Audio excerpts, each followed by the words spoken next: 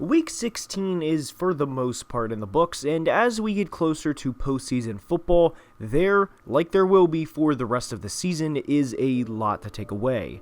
We will be recapping the entire week from the Thursday night game between San Francisco and Tennessee, to the very big AFC East game between the Bills and Patriots, to the Jets-Jags game, which featured possibly the future of the NFL and Trevor Lawrence versus Zach Wilson.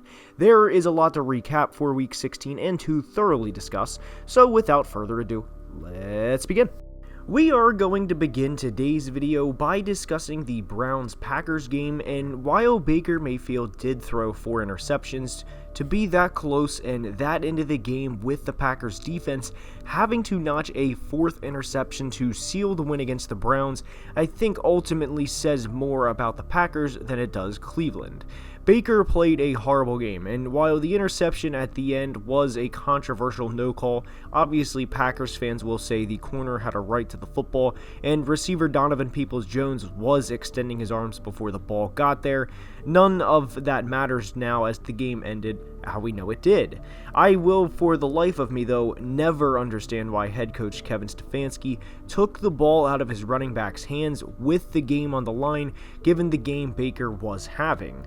They had all 3 timeouts with a full minute to play, so hypothetically, if they hand the ball off to either Nick Chubb or Dearness Johnson, who by the way I do think will be a starter somewhere else next year, and if either one of them get a gain of 2 yards or even less, even if they get stuffed behind the line of scrimmage for a negative play and a loss of yards, take one of the timeouts and really go from there. It was a 2-point game, and Nick Chubb was averaging 7 yards per carry, and the Browns had 219 yards rushing on the day on 8.8 yards per carry.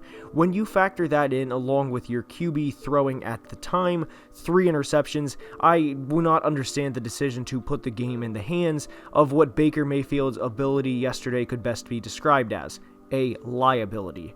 Again, this decision to do that ultimately did not lose them the game, as the Browns had a red zone turnover much earlier in the game, and again, games never are decided on one play, even the pass interference that should have or should not have been called, depending on who you ask. The Browns had a must-win game on Christmas Day in Lambeau and nearly came away with one, and if they want to be a true contender in the AFC, the elite of the elite, and not necessarily a one-year run like they had in 2020, these are the things they need to capitalize on, and this was a game the Browns ultimately, because of decisions like this, truly deserve to lose. Now we head to the desert to discuss Colts Cardinals, and while I did not think it was time to panic a week ago in Arizona, even despite the loss to the Lions by 3 scores, I do think it is to a degree now, because there's a lot of things the Cardinals were doing earlier in the year right that they are not now, and it's as simple at times as pitch and catch plays. Kyler Murray is playing nervous, and you can see that when he misses plays he would have and did hit earlier in the year. They have put up just 28 points in the previous 2 games, despite having 30 plus in each of the first 4. I would be truly shocked if this team makes any noise in the postseason, because teams are figuring them out. Now, does DeAndre Hopkins being out make a difference? Of course, but to think one wide receiver is the difference between putting up 12 points against the Lions, who had 1 win at the time, versus if he plays, that 12 magically turns into 35 or 40 and they win, is honestly ridiculous. While I do think the Cardinals will fix some things like this in the offseason, that does not help the final few weeks of this year, and we do know now they have clinched a postseason berth and will for sure be playing in January. And while the Arizona Cardinals are a good team, they're not only struggling, but they will not compete with the Green Bays and Tampas of the NFC with everything on the line. Now, I will probably do a deep dive in the offseason and potentially next summer into the Arizona Cardinals struggles and pretty much went wrong, and why they went from a Super Bowl aspiring team to a team that has all the looks of a first-round exit.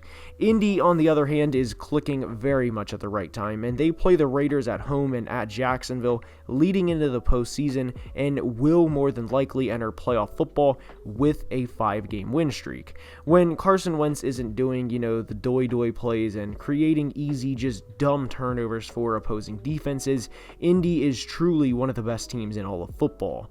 They have won 6 of their last 7 games, and the only game they did not win, they turned the ball over 5 times, and even then they narrowly lost to the Tampa Bay Buccaneers. If I were an opposing AFC team, I would be scared shitless to play the Colts in the postseason, and I would do everything in my power to have Carson Wentz beat my team versus letting the offensive line decimate us time after time. I hope Indy's offensive line gets healthy by the postseason because they will more than likely be clicking on all cylinders when the wildcard round of the playoffs start. Next up is the Bengals and the man who threw for over 500 yards, and it is Joe Burrow and the Bengals. So they did beat the Ravens, and congratulations on doing so, as beating a John Harbaugh coach team is never easy, yet Cincinnati beat them twice in one season and by 20 plus points in each games. The Bengals have 2 tough games to end the year against Kansas City and Cleveland, and yes, Cleveland is a tough game, as they beat Cincy by over 20 earlier in the year. They are a 9-6 football team, Cincinnati that is, and I would be shocked if they don't win the AFC North given the outcome of today's game.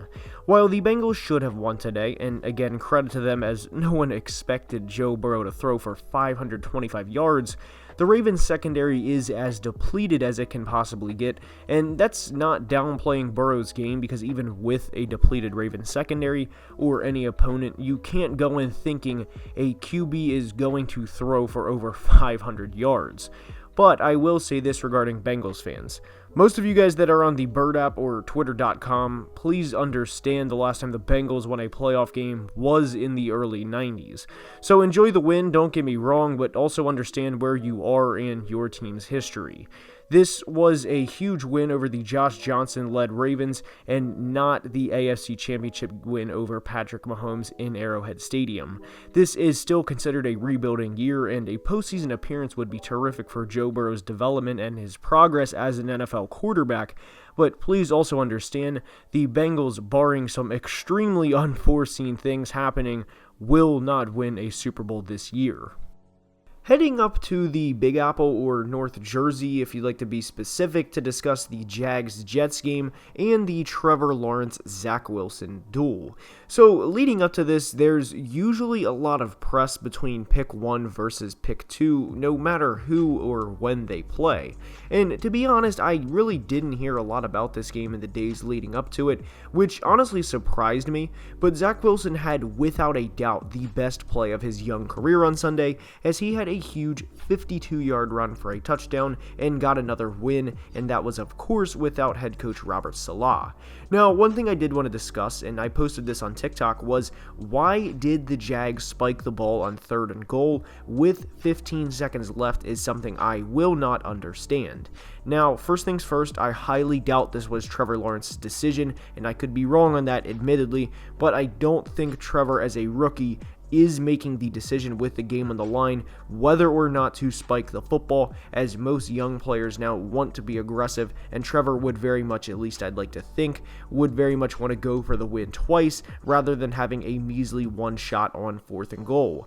There was time to throw even something as simple as a jump ball to Marvin Jones in this specific situation. Congratulations to the Jets on the win, as I do think they have somewhat of a bright future and something to actually look forward to, and I feel like that's something that has not been the case for close to a decade. With Sam Darnold, it was a lot of let's try and convince ourselves he is the guy, and you kind of see how it's working out in Carolina, and that take I had I don't think is exactly far off. The Jets have a decent-looking future, and the Jags have Trevor Lawrence, but Trevor, like Patrick Mahomes, needs help around him. To the Great White North to discuss the Rams-Vikings game, and as you guys know, I don't shy away from this, I am a Vikings fan, and I've said for a while Mike Zimmer should be fired, but I have a little, though not a lot, of criticism of Sean McVay and how he handled today's game. Matt Stafford did not have a good game in Minnesota, and while the stat line does not always reflect a player's performance, There may be an outlier, like a player may rush for 8 carries for 92 yards and may have a 72-yard run, hence the other carries would total 7 for 20. You get where I'm going. The stat line does reflect the performance here. Stafford finished the game 21 for 37 with 197 yards and 3 interceptions, and the Rams were consistently running the football and great at that, and why Sean McVay kept having Stafford throw the ball on Sunday when the game was very much in their control if they kept running the ball is beyond me. Obviously, a win is a win, but the Rams have had 2 ugly wins in the past 3 games. Granted, as I said, wins are wins, credit to them, but they scare me entering the postseason because of the last 3 games they've played. At this point, I don't think they're serious contenders, as I don't think they can realistically go into a Green Bay or Tampa and win, and that's what it will eventually come to for them. Matt Stafford will not go into either one of their stadiums and win with the entire season on the line. If he does, credit to him. And if I had to predict the Rams' playoff path at the moment, I would predict a wildcard playoff win at most, followed by a almost guaranteed divisional round exit. Again, if they prove me wrong, all the credit goes to the Rams. Now on to New England to discuss the AFC East and the Patriots, and at this point in time, they worry me, because of large part, though not solely, Mac Jones. Mac is a rookie, and he played like one on Sunday. Now, Mac and the gang will rebound next week as they play the Jags, and they will win that game, but the season finale is against the Dolphins, and with how hot the Dolphins have been, this one will be one to pay attention to come Week 18.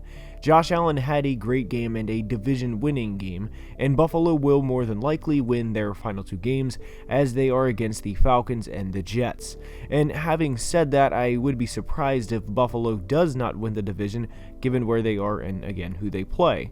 The big takeaway here is while the Patriots are a good team, they ultimately have a rookie quarterback, and Mac Jones will be their guy for a long time, but it should not be expected for them to win a Super Bowl in year 1 with everyone in the AFC like the Mahomes, the Allens, the Burrows, Herberts, and the list goes on.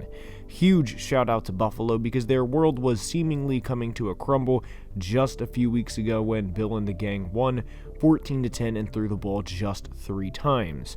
As for the other games, the Steelers, they're not a threat. If they somehow get in, they nor several other teams will not be making much, if any, noise in the postseason.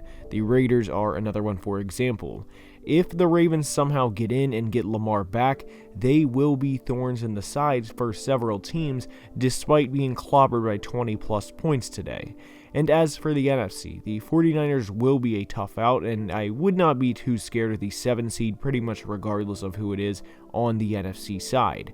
Now, as I am finishing recording this, the Cowboys just scored 42 points in the first half against the football team and could very much be putting the NFL on notice for the rest of the season. Major credit to them because, 42 points in 30 minutes of play is absolutely absurd. Anyways, that's all I have for today's video. I hope you guys enjoyed, and if you did, please like the video and subscribe to the channel, as it would truly mean the world. The link for my TikTok and Twitter are in the description. Again, all of your guys' support means the world. And until next time, if you made it this far into the video, please be safe and have a great day.